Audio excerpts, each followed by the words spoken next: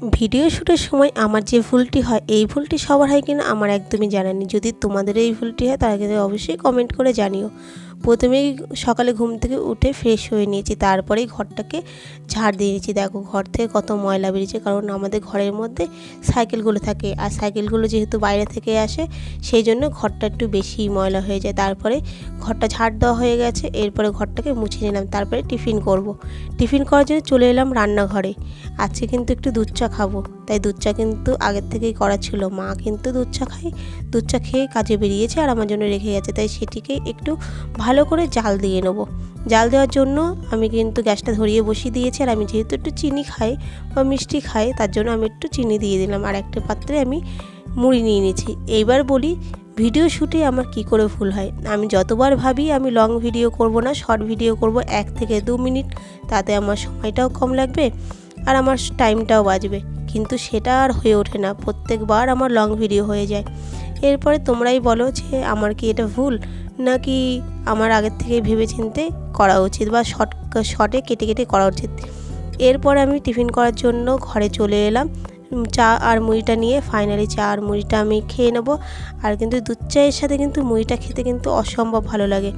আর জানো তো, লিকার চায়ের সাথে যদি চানাচুর মুড়ি থাকে তাহলে কিন্তু অসম্ভব ভালো লাগে। আমি একবার লিকার চা আর চানাচুর মুড়ি দিয়ে ভিজিয়ে খেয়েছিলাম, সেই টেস্টটা অসম্ভব ভালো। তোমরা চাইলে কেউ একবার ট্রাই করে দেখতে পারো, ভীষণ ভালো হয় খেতে।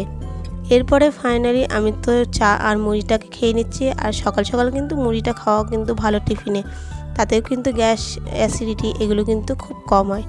এরপরে ওইদিকে মেয়ে তো দুষ্টুমি করে যাচ্ছে, তাই আমি ওর দিকে তাকাচ্ছিলাম, ওকে দেখছিলাম যে ও ঠিক কী করে। ও কিন্তু মুড়িগুলো নিচ্ছে আর কিন্তু একটু একটু করে খেয়ে নিচ্ছে। এরপরে স্নান করে চলে এলাম পুজো দিতে। প্রথমে এক এক করে শিব ঠাকুর, গণেশ, তারপরে কালী ঠাকুরের যে পাদুকা আছে সেগুলো সব নামিয়ে নিয়েছি। এবার এক এক করে সবাইকে স্নান করিয়ে নেব। প্রথমেই স্নান করাবো গণেশকে।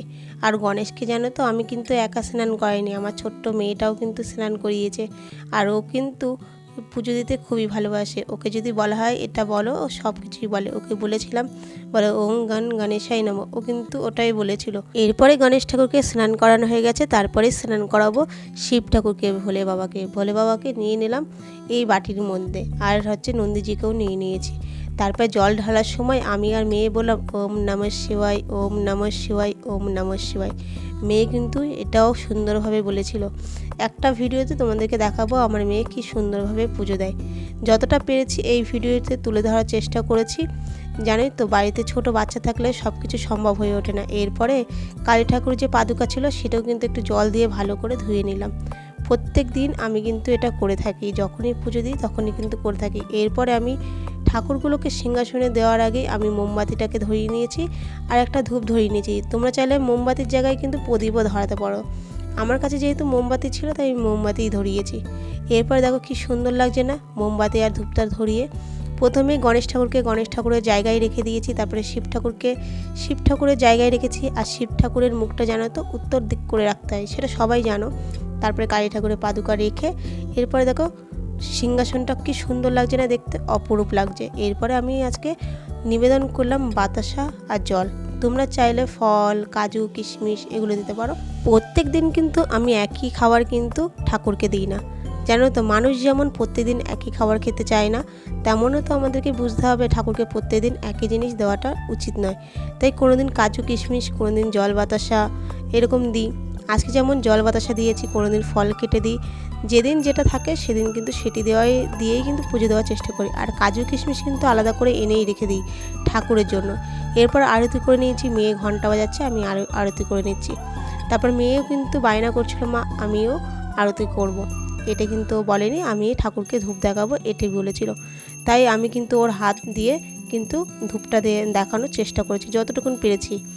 আমি দিয়েছি, তারপরে ও অনেকক্ষণ ধরে বলছে, তারপরে বললাম তুমিও ধরো, উঠে দাঁড়াও। উঠে দাঁড়িয়ে ও কিন্তু আরতি করছিল ধূপ দিয়ে। কি সুন্দর লাগে না, ছোট ছোট হাতে ধূপ দিয়ে আরতি করছে, দেখতে কিন্তু অসম্ভব ভালো লাগছিল। আর তোমরা বাড়িতে কে কীভাবে পুজো করো তারাও কিন্তু কমেন্ট করে জানাতে পারো। আর আমার পুজো দেওয়াটা তোমাদের কেমন লেগেছে সেটিও কিন্তু জানাতে একদমই ভুলো না। এরপরে শঙ্খটা বাজিয়ে আজকের পুজোটা আমি সম্পূর্ণ করেছি। আর দেখো আমি যতবার করছি আমার নকল কিন্তু আমার মেয়ে করছে। কি সুন্দর না, আমরা যা করি বাচ্চারা কিন্তু ঠিক তাই করে। ও কিন্তু আমার হাতে হাতে ছোট ছোট করে কাজও করে দেয়, কিন্তু যা বলি ও তাই কিন্তু শোনে।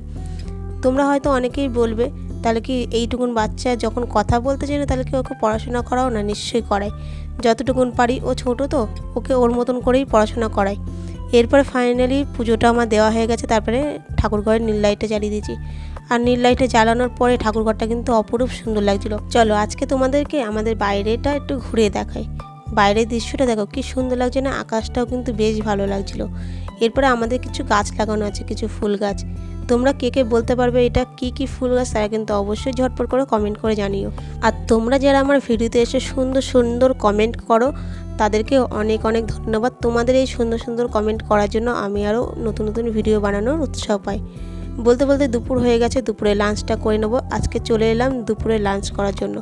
আজকে আছে ডাল, উচ্ছে ভাজা, তার সাথে একটা ডিম ভাজা। ডালের সাথে উচ্ছে ভাজা কিন্তু খেতে বেশ ভালো লাগে, আমার তো খুবই ভালো লাগে। কার কার ভালো লাগে তারা কিন্তু অবশ্যই কমেন্ট করে জানিও।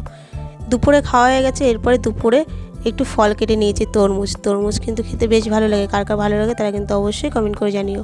আর আমার এই ভিডিও তোমাদের কেমন লাগছে সেটিও কিন্তু জানাতে ভুলো না।